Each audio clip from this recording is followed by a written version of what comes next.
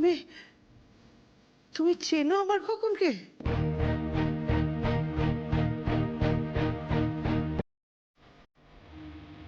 তুমি জানো ও কোথায়?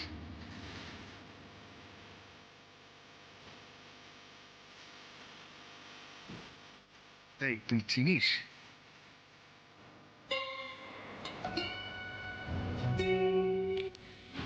বুঝলি আসি, সংসার হোক আর এই বাদ্যযন্ত্র একটারে বাঁধতে পারলে তবেই সুর ওঠে। কিন্তু দুটোই কেমন পরস্পর বিরোধী দেখ। একটাকে হাতে নিলে অন্যটার মায়া ছাড়তে হয়। সংসারের মায়াকে এত সহজে ছাড়া যায় কাকা? তুমি পেরেছো। তোমার চোখ বলে দিচ্ছে কাকা তুমি পারোনি।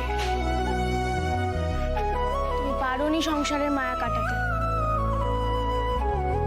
ও কাকা ফিরে যাও না গো, এভাবে পালিয়ে পালিয়ে কি লাভ বলো তো?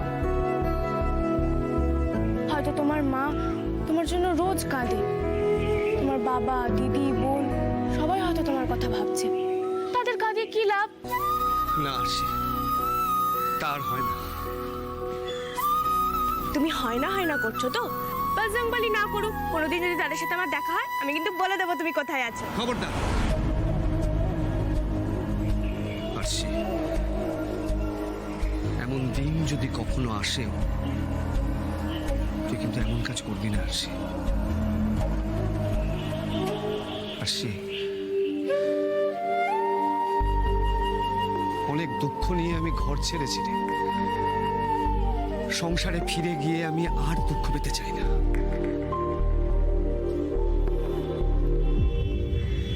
আচ্ছা ঠিক আছে। না না, ঠিক আছে এই বললে তো হবে না। ঠিক আছে বললে হবে না। তুই আমায় কথা দে আসি, কথা দে, কথা দে আমায়।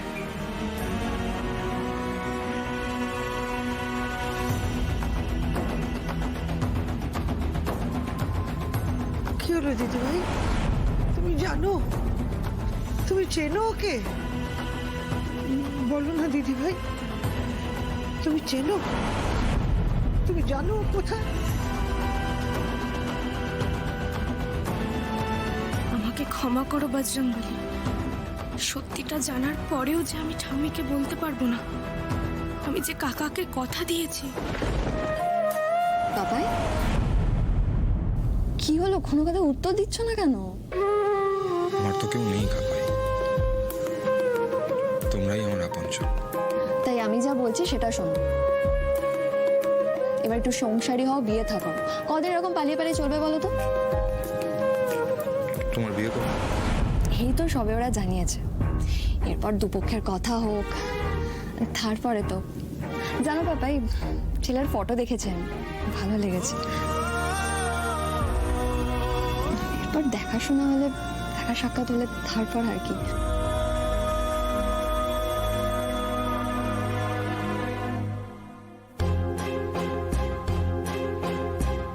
তুমি খুব সুখী হবে দেখো।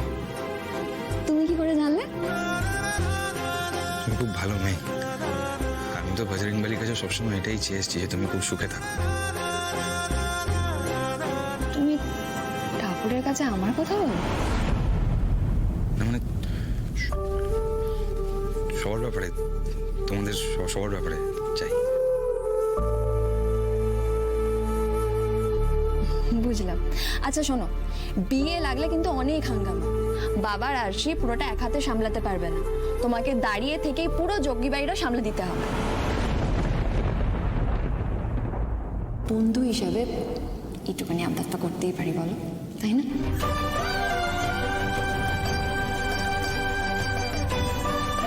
নিশ্চয়ই পারো।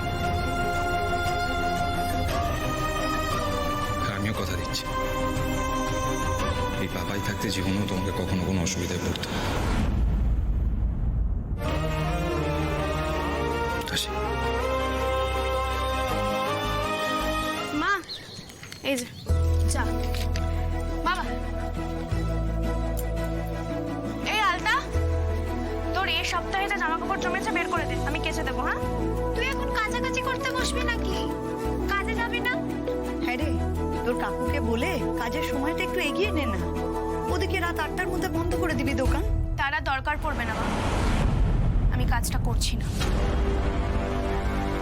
মানে কিছু হয়েছে? কিছু না দিদি, অনেক কিছু হয়েছে।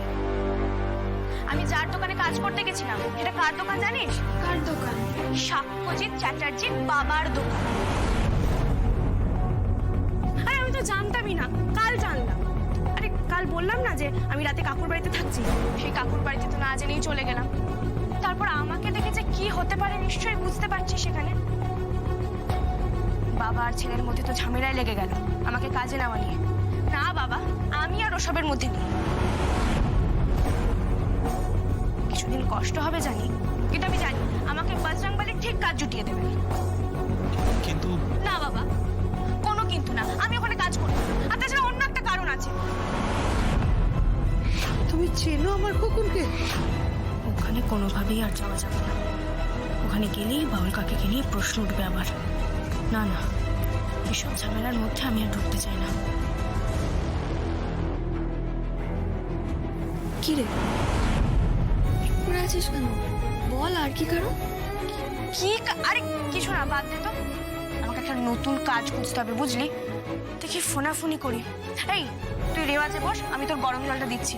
এই আলতা জামা কাপড়গুলো বার করে দে তাড়াতাড়ি। বিয়ের মুখেই কাজটা ছেড়ে দিল মেয়েটা।